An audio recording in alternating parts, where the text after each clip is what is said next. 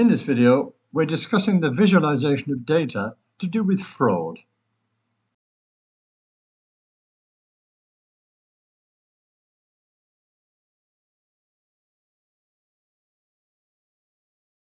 The data on this page relate to the ages at which fraudsters are active, the amount they steal, and the perpetrators by age and by proportion.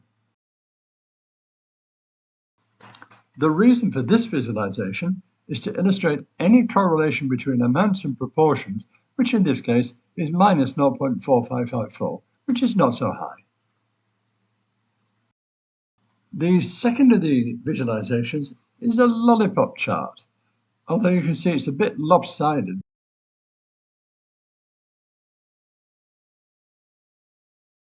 The third visualization I'm suggesting is exactly the same lollipop chart we've just seen, except that it's transposed, and you need to know how to do that.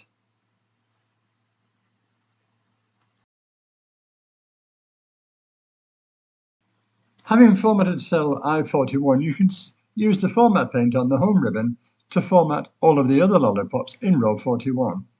But for row 42, the procedure is the same, except of course that the circle in the lollipop is at the opposite end of the line to row 41 lollipops, and the cells must be top aligned, not bottom aligned, as is the case with row 41. Thank you for watching this video on the creation of visualizations for fraud, amounts and age of perpetrators, and I'll see you in the next one. From me, Duncan Williamson, original Between the Sheets since 2000.